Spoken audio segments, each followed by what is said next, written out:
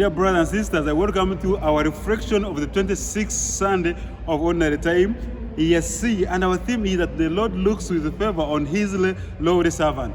Sometimes as human beings, we look at others in many different ways. Like sometimes we look at others with no respect, with no love, with no mercy, and our readings of last Sunday give us the introduction for today. In our first reading of last Sunday, Prophet Amos was condemning the social injustices in the community, and our gospel was about the dishonest servant. And today we see Prophet Amos building on that reading.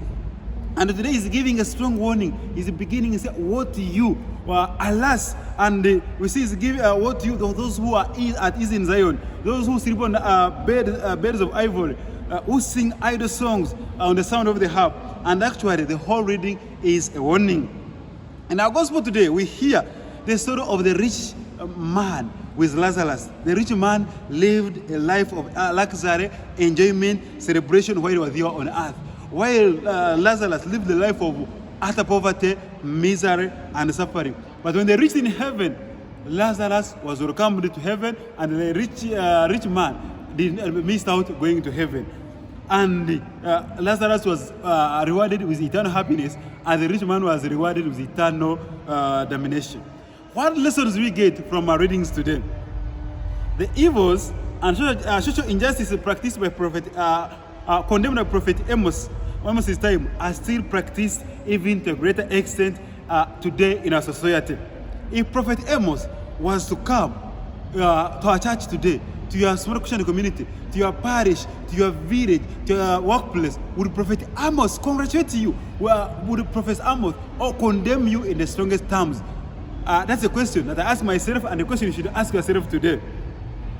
The next point is, what are we doing for those who are facing social injustice in society today?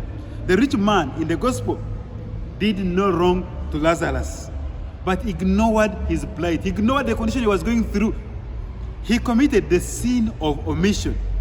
And that sin of omission costed him missing heaven. How many times have we committed sin of omission? We ignore the plight of those who are suffering. We ignore injustices, and we go on. Sometimes we don't want it, we say, let it not come from me. My dear and brother, today our readings are challenging us. The story of Lazarus the rich man confirmed to us that there is life after death. We see after Lazarus died, the rich man died, there was a reward. That even me and you, after we have died, there will be reward. But our reward will depend on how we have lived on earth. And we all should all aspire to attain eternal happiness, just like Lazarus. But if we don't do well here on earth, we shall be rewarded with eternal damnation, just like the rich man. Wealth is a gift from God, and we appreciate it. But this wealth must therefore be used to help those who are less fortunate. And that's what happened. Lazarus was clothed in rag clothes, had nothing to eat, had sores. They said the dogs would come and lick his sores.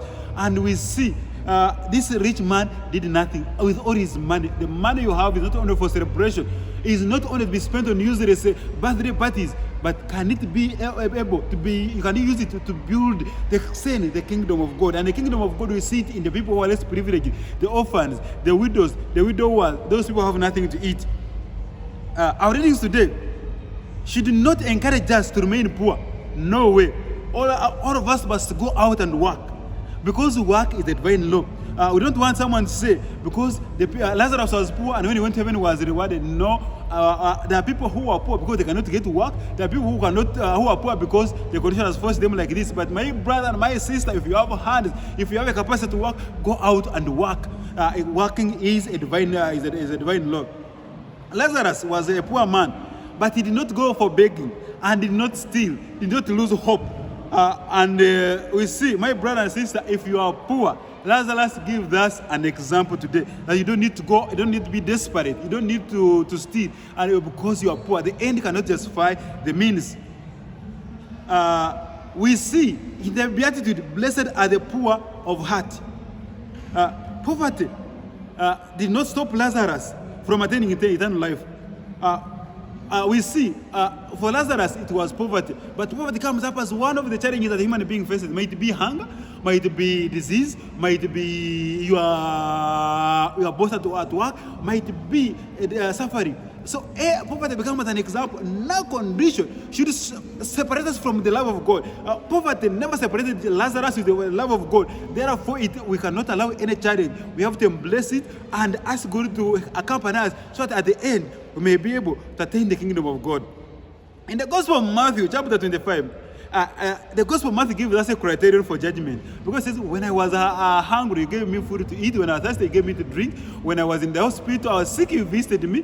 When I was naked, you gave me your coat. When I was in the prison, you visited me. Now enter to the home of my Father. I would say, howsoever you did the little ones, you did them to me. And that's what we see. That Lazarus and the rich man, because he did nothing, he forgot he was in doing so, he was doing them to God. Can he be able to look out those who are less privileged, because in doing so we are turning to God and we'll be able to attain life? God, that's a basis for the judgment. During creation, a human being was made as a manager, and therefore as the manager we must be able to manage God's creation well. Among the creation we have, human being is a creation of God, and also the environment. Are we only keeping quiet and ignoring the misuse of the environment, the pollution, cutting down of trees, reclaiming the wetlands? We must do something so that we do not face the sin of omission. We cannot be left to regret like the rich man. Time is now. Can we be able to do something, to act, so that we may be able to change the world, change those who are poor, change the condition, so that at the end, our theme today, that the Lord looks to his favor on his lowly one, may be able to apply to us. The Lord be with you.